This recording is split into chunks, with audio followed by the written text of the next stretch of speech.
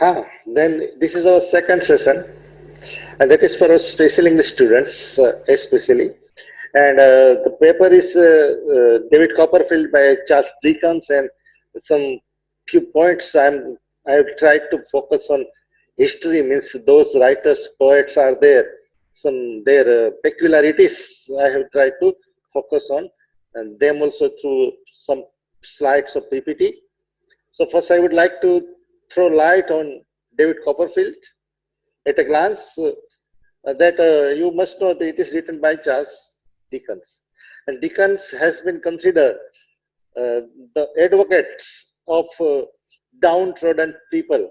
He has written excellent the reality of downtrodden society, those suppressed class of the society of Victorian age, and that's why is David Copperfield also is one such kind of novel, and the novel deals with the life of David, who is the protagonist, the hero of the novel, from his birth to his manhood. As we know, David's birth, when before his birth, his father was no more, and his life, he passed his life with his mother, widowed mother, Clara Copperfield, and his servant Pigoti. Of course, the life was full of care and enjoyment, joy, happiness, till his mother remarried.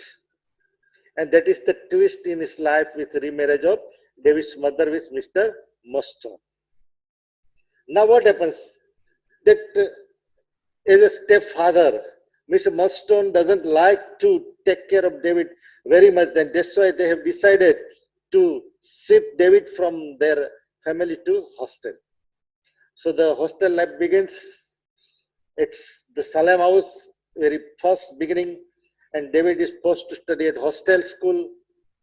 Now here, this is one kind of charity school, and the teacher, one teacher was gentleman. He was taking care a lot, Mr. Mal, at the school, but the principal and other staff members, they were very much harassing David.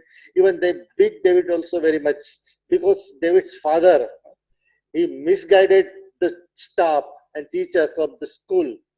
So one kind of prejudice was there with David, and then David was not feeling good at that school, and then David there meets one strong man, Mr. James Steerforth, and David, for him, David considers him a very idol, and like a Byronic hero, Steerforth, and David likes his attitude, his personality. Meanwhile, David's mother dies.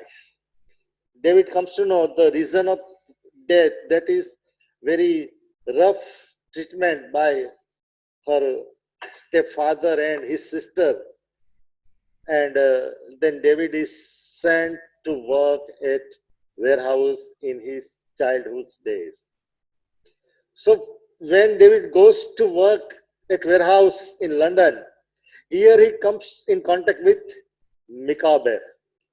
And Mr. Micawber is very gentleman, hardworking man, and David lives with him as a paying guest. The only problem with Micawber is, I think you know that he spends trip. He doesn't know how to save money. He can't invest money, and that's why he is always he has borrowed money from different people, and that's why he is sent to jail because of her debts. When he goes to jail, then David has to leave, and now he is shifted to his aunt Betsy, who is there, Dever, who is living in Dever. David goes there. Aunt is no doubt very kind enough, and she cares David a lot, and she gives a new life to David. She manages David's schooling also, and David is sent to the school once again. Here, David meets Mr. Wickfield, and now David goes to live with Mr. Wickfield as a paying guest, and he also comes in contact with his daughter, Miss Agnes. Now, Miss Agnes starts loving David. See, mind well, David doesn't. She starts loving David. And here, David also meets Mr. Uriah Heep, who is a clerk in the firm of Mr. Wickfield, and Mr. Uriah Heep, who is very kind of cunning fellow, and he wants to cover all the property of Mr. Wickfield, and he also wants to marry Miss Agnes. This is one person. David has one kind of allergy with Mr. Uriah Heep, but David is helpless. Then David joins job at the after his completion of education to firm of Mr. Spinlow and Mr. Jorkins, and here he falls in love with Dora, the daughter of Mr. Spenlow. David, of course, David belongs to very lower family background, and Mr. Dora's father is very rich businessman. So initially he doesn't like, he opposes the marriage of David's love with Dora, and somehow accident happens, and Dora's father no more, then David marries to Dora. Now see, Dora's life with David is something, a kind of change in David's life, because Dora is not a matured lady, though she got married, but she was born with a silver spoon in her mouth, and that's why she doesn't know the lifestyle, or she doesn't know how to manage kitchen and how to manage house. Even though David accepts her, and David starts living with Dora, and somehow he helps Dora, but unfortunately Dora also becomes ill and she dies. Now David remains alone. Meanwhile, one another event takes place, and that is during his meeting with Steerforth, David introduces Mr. Steerforth to the Peggotty family. And Steerforth is very kind of Byronic hero, no doubt, but he's kind of Romeo. And he falls in love with Emily. Not actually love, but a kind of what we call, he just tries to show a kind of love. He runs away with Emily. And when David comes to know this, David is shocked, because he thinks that it is because of David things happen, because David could have introduced Steerforth with Peggotty, and that's why Steerforth eloped with Emily. And David decides or determines to help anyhow to get back Emily. Meanwhile, Uriah's design to cover the property of Wickfield, and in between Micawber comes to come into contact with Uriah Heep, and Micawber comes to know the whole plan of Uriah Heep, and that's why he exposes the plan of Uriah Heep, and so the game of Uriah Heep is also not successful, and once again Wickfield is in safe zone. And then Micawber also plans to go abroad, because he thinks that in London he has no future, because he has spent lots of years in London, and unfortunately he is not able to manage his debts, and that's why he leaves. David also plans to go abroad, because he has gone through very sad experiences of life, the death of his love Dora, his bad experiences with his family life and everything. So he also gets disappointed, and just for change, he also wants to go outside.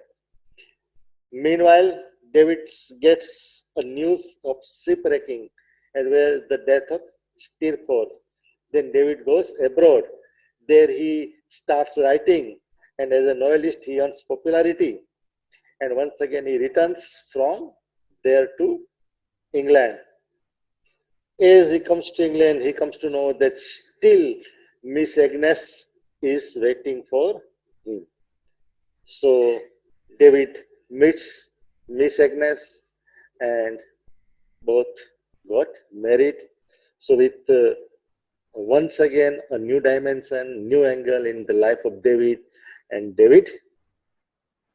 Miss Agnes, now Mrs. David, both start their life with happy end. The novel has happy end. This is a glimpses of novel. Now, friends, major issues in this novel. This is very important. That which issues? Generally, it is said that Deacon has been considered a novelist with insight of reform in society. So he has been considered a social reformer also. How? And this is how. You just look at the points that in this novel, these issues are discussed. Child labor, the plight of the weak, equality in marriage, wealth and class consciousness, poverty, debt, education, and autobiographical elements are also there. For example, let me uh, throw lights on these issues. Child labor. As we know, that at the age of 10 years, David was forced to go to work in warehouse. And when David went there, this is autobiographical element because Deacon had to also. Because Deacon's father was also in debts and he was in jail. And then Deacon's mother forced Deacon, as I'm talking about autobiographical element, then Deacon had to also work in such factory. So from there, Deacon got one idea and he exposed the situation, the plight of laborers, especially when children, because children don't have their age to work hard, they have their dreams, but unfortunately, because of certain forces of outside, they had to work. The child labor is David had to work in warehouse in his very beginning of his age at the age of 10. Then the plight of the weak people. See, friends, either it is Victorian age or it is modern age or it is Renaissance, whatever, weakers are always supposed to be suppressed. And the fact is there in literature is expression of life through the medium of language, as Hudson says. So this thing you can see here also. That those of special class, for example, the teacher, Mr. Male is there, who is weak, who has no voice. He cannot see, he loves David when David was admitted to school, but somehow he couldn't help David. The Pigotty family, they are servants or nurse. So they have no their voice. Even their daughters, she has been eloped. They are helpless to do anything because they are weak. This is the plight of weak. Equality in marriage. This is the issue David had to face when Dora's father, Spinlow, comes to know that David loves his daughter. He opposes on the same ground. The ground is that David is not up to their rank. David is from very middle class, lower middle class family. And how can David marry to upper class, higher class girl? This is inequality. Wealth and class consciousness, this is also the same thing. Poverty, the same issue. Debts. Micawber was in debts and he had to leave. He had to leave England because of that. He had to go to jail. Even Charles Dickens' father was also in jail because of the same reason, as we are talking about autobiographical elements then. The education system. See, there are also two kinds of systems available. One is government, or rather, not government, but what we call charity school. One is private school. In charity school, everything was going on what we call Ram Bharose. This is what we call that everything is taken for granted. Those who are coming from the high family, rich family, they are given special privilege. They can do whatever they like steer forth. And people like David, they have no voice. In private schools, those who are able to spend money, they are able to get admission. This is the situation of that time in Victorian age. And David Copperfield, this Dickens has tried to project that society of particular time. And these are major issues in David Copperfield, and especially in David Copperfield, friends. the focus should be on social reforming. How to reform society. Means Deacon is not going to reform society, he is just going to put before us the issues. Now ball is in the court of Victorian people, that how to remove these issues from the society. So he has just highlighted these issues in his novel, David Copperfield. No doubt it is lengthy novel, but it is plot-wise, it is very simple plot. No any what we call twist in the plot, but the plot looks like episodic plot. Episode-wise, you will come across each situation developed. It looks like episode. One episode is from Devil's birth, then Devil's school days, then David's meeting with Mikau Bear, then David's meeting with Steerforth. Everything develops step by step. There is no any special, what we call surprise or any thrilling. Everything runs smoothly. And generally, Dickens' plots are also of that kind. So this is how, and it is said that through David, Dickens has tried to expose his lifestyle. Dickens had also some bad issues in his life, and he had also experienced what David in his life. Dickens' father was in jail. Dickens had no good respect for his family because his father was what we kind of indulging in gambling, and his father never cared for family. His mother also went for second marriage. The same thing happened here also. David's mother also. David's father is no more. David's mother went for second marriage, and this way David had to work like Dickens had to work. These are some similarity, and that's why it is claimed by critics that David Copperfield contains autobiographical elements. So this is how David Copperfield, we can have certain issues. Now, girls, if you have any doubt, then, or if you want to add something, then you are free.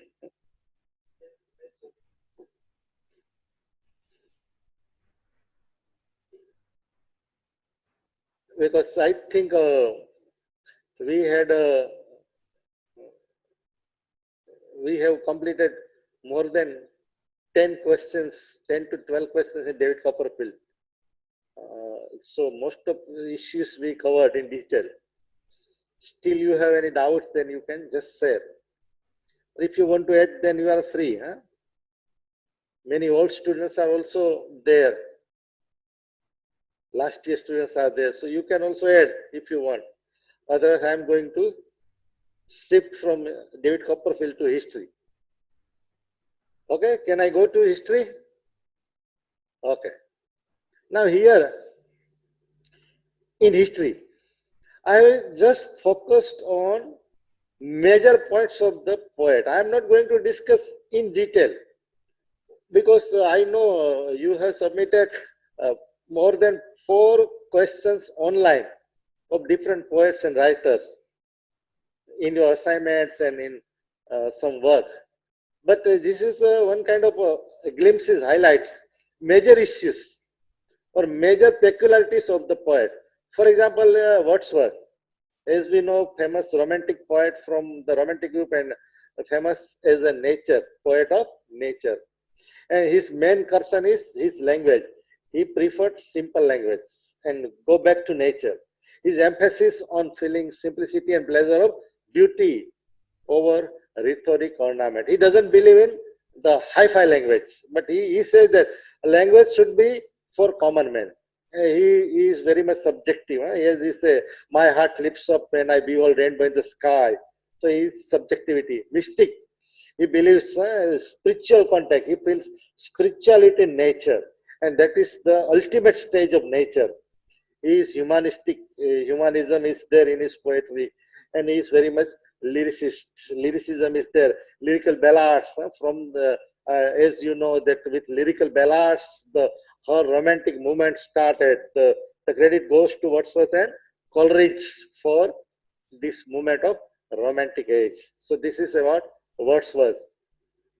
Second is Shelley. Shelley is considered skylark. Is wonderful poem, To a Skylark, highly lyrical. He is idealistic poet, idealism. He believes, and in his poetry we come across so many times melancholy tone. He is visionary.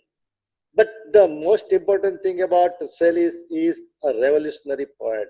He doesn't tolerate whatever is going against society, against humanity, and immediately he rebels. And because of his rebellious nature, he was expelled from his college also. And Shelley has been considered the most revolutionary poet. Keats. Keats has been considered as a poet of beauty.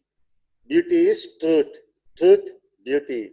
And Keats died very early in his age. And it is said that because of severe criticism on his work, Keats couldn't tolerate this and he got disappointment and ultimately went to death.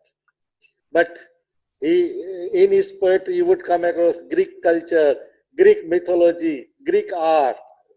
The word applied for that is Hellenism, especially Hellenism. And see, Greeks, his ultimate aim of writing poetry is to share pleasure only. He believes in negative capability. Negative capability means to being impersonal. He doesn't want to attach himself with anything. He just wants to produce things as it is with the concept of beauty. And that's why he is called a most sensuous poet. And his love for nature is also wonderful. And that is the what we call Keats' beauty lies in his beautiful poem and concept of beauty. Browning. Robert Browning is from Victorian age and considered the most optimistic Victorian poet. And he has given wonderful way of writing poetry, that is through dramatic monologue. And he is very much conscious about relationship between art and morality. He considers art should be for moral values. He is fond of using the setting of medieval and Renaissance Europe and excellent in psychological study of his characters, especially when he's talking about dramatic monologue and philosophical about the existence of. And see, friends, Browning always believes there is life after death. In his Prospice, he says, there is life after death. In Pippa Passes, he says, everything is good with heaven. God is there to manage the world. And I think these lines are applicable in this corona world also. Let us hope everything is good. The Almighty God is taking care of the world, and very soon, let us be optimistic with Browning that a time will come soon that we will be free from this monster of coronavirus. That this is Browning is very much optimistic, and we should also be optimistic either in life, whenever we are there. Jane Austen. She is also Victorian novelist, and it is said that she is a novelist with narrow range. She is, I think, the sixth child of her family, and she has not gone outside, even though she has written wonderful novels. A very realistic society, real society and social values she has expressed in this novel. Mainly her focus is on matrimony issues, especially Pride and Prejudice. Light humor, but she is excellent in irony. Her character observations are very minute, with comic touch, and simple plots without complication. And it is said that whatever she writes, direct experience of life, because she has not gone outside. So whatever she has observed around us in society, in our Indian language, what we call, one kind of word we say is kind of potla culture. So this way, she has also learned from this culture, from society, and from talks about society and caring tales and everything. So see about her. Walter Scott, especially famous as a novelist, and he is famous as a historical novelist because he has focused on history, past, historical context, that buildings, institute, manners, that lifestyle of history, and he has combined fictional characters with real characters in his novel. And his speciality that is third person narrative. And the only aim of his is to show the closeness of the past. Means, and Waverley novels, his famous works, the Waverley novels, and his novels are famous as a historical novelist. Then Thomas Hardy as a novelist. Regionalism in his works, like our, we can compare with Hardy or Indian writers in English, Mr. Narayan, R.K. Narayan, who is also like a regional novelist like Hardy.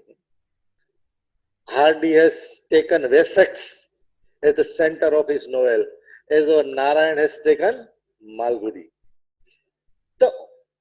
The major thing of Hardy, that is his pessimistic note. See, as Shakespeare says, we are puppets in the hands of destiny.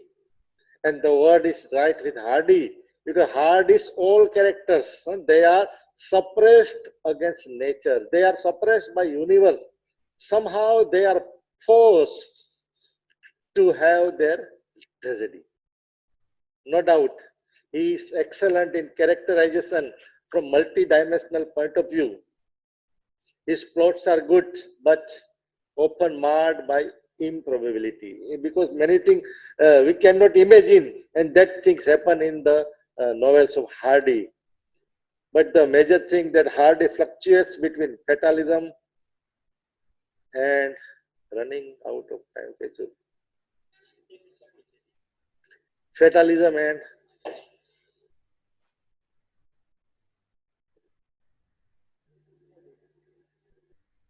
slide एक बाकी रही.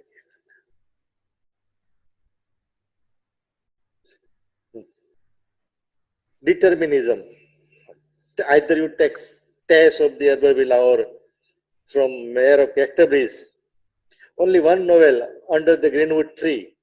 That is by Hardy, and that is very easy and love story and very simple novel. And that novel was there when we were in TY. Ketki ma'am, you might be remember that you taught us this novel, Under the Greenwood Tree. And then the last is WB Yeats. Wonderful poet with Irish poet with symbolism, excellent in symbolism, Irish mythology. Many times he become pessimistic, but mystic also, mysticism, favoring humanism because he is considered anti-war poet, and he felt himself a stranger in the world of technology and rationalism.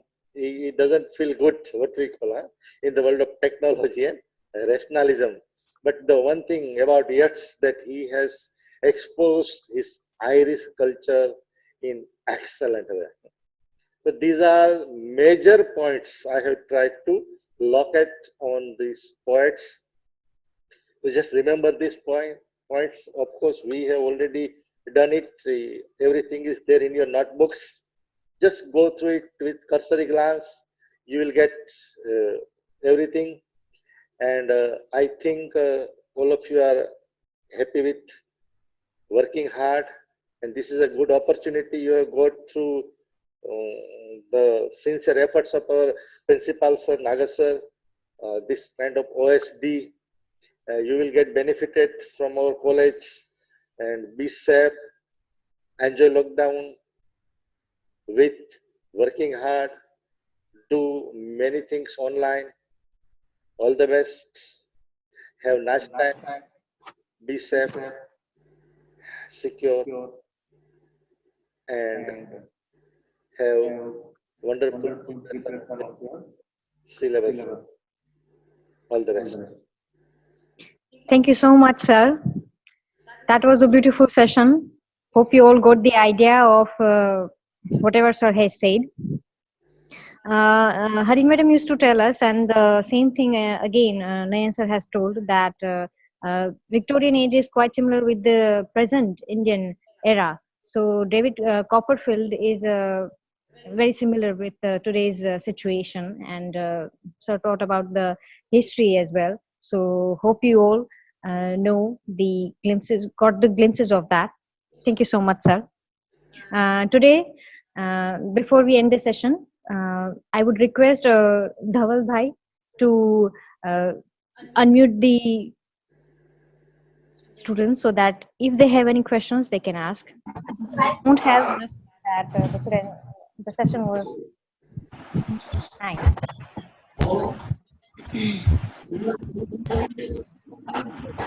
Yes, man, it was a wonderful session, and we wish you a very, very happy birthday. Sharadaha Shatam Jiva, all the best. Be happy and healthy. Thank you.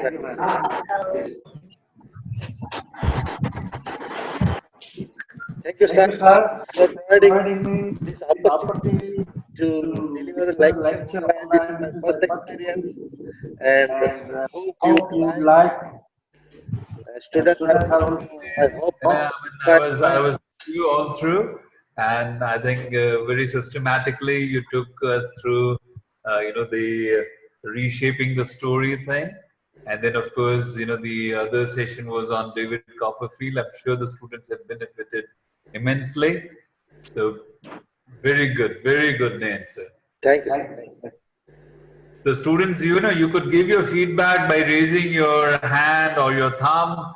Do give us reactions. Hello, everybody. Do give us your reactions. Yes, great. So we could move, Urvi, in the direction of closing the session. Let's have the final remarks now.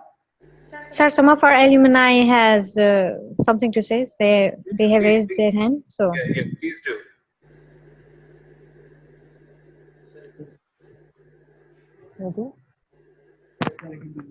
Okay, Nirvin, do you have any question, or do you want to give any feedback on the session? Nayan sir, I just wanted to wish Nayan sir happy birthday, sir. Many happy returns of the day. Thank you, Nidhi. Thank you, Nidhi. First of all, I would thank Nagar sir for providing this opportunity, and Ketki madam for being here. Your presence means a lot to us. And naturally, Nayan sir, though it's a birthday, you took time, and it was a wonderful session, sir. Students would love to hear you again and again. So we will invite you again here in the next SDP. Thank you to Dhaval sir for the technical stuff. Nilesh sir and Ami madam, thank you so much. All the students, stay home, stay safe, and keep learning. Thank you so much.